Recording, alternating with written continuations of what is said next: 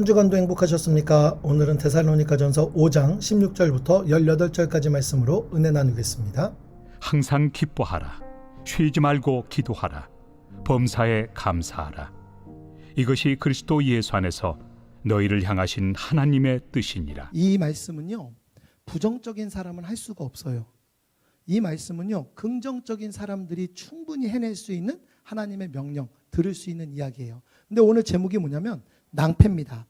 이 낭패라는 말을 조금 설명을 좀 드리고 싶어요. 우리가 쓰는 말, 이 낭패를 보았다, 낭패를 당했다.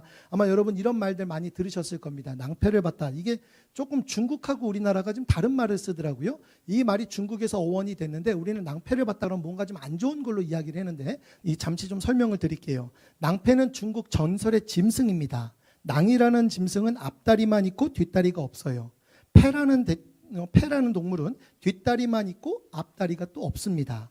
그래서 낭은 힘은 세지만 좋은 머리가 없습니다. 패는 순하지만 뛰어난 지능이 있습니다. 그래서 낭패를 당했다라는 말을 중국에서는 어떻게 사용하느냐?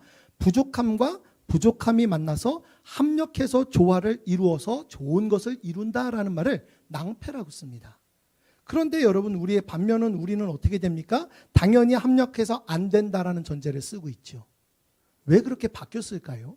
왜 이 좋은 말들, 낭패, 그래, 부족한 것들이 합쳐져서 더욱더 힘을 낼 수 있고 합력하여 선을 이룰 수 있어 라고 하는 우리 로마서 말씀을 잘 알고 있는데, 우리는 왜 정확히 이 낭패라는 표현을 부정적인 말로만 쓸까요? 부족하고 부족한 게 만나면 왜 낭패가 되느냐 이거예요. 왜 안 되느냐 이거예요. 부족한 낭과 패, 이것이 협력하는 건 너무나 당연한 거 아닙니까? 우리는 부족한 사람들입니다. 부족한 사람들에게 우리는 더욱더 협력하여 합력하여 하나님 앞에 선을 이루는 사람들이 바로 저와 여러분이에요. 몸은 하나인데 지체는 여럿입니다. 그게 교회입니다. 교회는 한 성령 받아서 한 몸 이루면서 이루어가는 것이 교회예요. 서로 다른 지체가 서로가 서로를 세워주고 존중하고 인정해주는 거, 이게 교회입니다. 우리가 지금 IM재활병원 안에서 IM재활병원 교회라는 이름으로 우리가 지금 함께 모여 있습니다. 그러면 우리가 해야 되는 일은 무엇인지 아십니까? 옆에 있는 사람들을 살려주고 세워주는 역할이에요. 그럼 같이 한번 해볼게요. 옆에 사람 보면서 한번 얘기해 볼까요? 당신은 무엇이든 할 수 있습니다. 또 한번 해볼게요. 당신을 보면서 나는 힘을 얻습니다. 여러분, 이거예요. 서로 다른 지체가 서로를 세우는 거예요. 왜? 우리는 그리스도 안에서 한 몸이기 때문에 그렇습니다.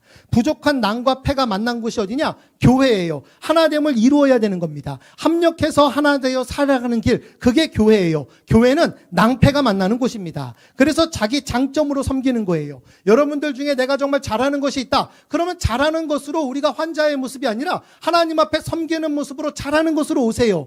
여러분, 우리 교회는요, 자기 장점으로 사는 거예요. 이제 여러분들 하나씩 잘 기억해 보세요. 제가 이제 여러분 병실을 다니면서 여러분들한테 잘하는 게 뭐예요? 물어볼 거예요.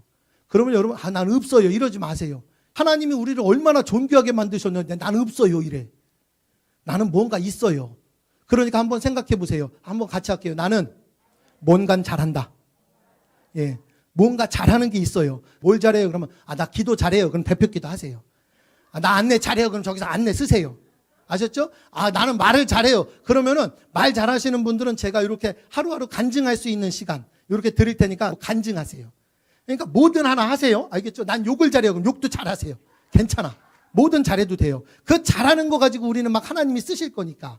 약점 때문에 오히려 하나됨을 누리는 것이 교회거든요. 성령은 하나됨과 조화를 확실하게 보증을 하는 겁니다. 하나님의 뜻은 무엇이냐? 하나됨을 이루는 거예요. 하나됨. 하나님의 뜻은 뭡니까? 항상 기뻐하고 쉬지 말고 기도하고 범사에 감사하라. 그리고 뒤에 뭐라고 합니까? 이것은 너희 그리스도 예수 안에서 너희를 향하신 여러분, 이거 낭패가 만나서 힘이 되는 거예요. 이게 축복이 되는 거예요. 낭패의 만남이 축복이 되는 길은 뭐냐? 기뻐하는 겁니다. 우리가 힘들고 어렵습니다. 서로가 부족합니다. 하지만 우리가 서로 만날 때 무엇이 넘쳐나야 되느냐? 기쁨이에요.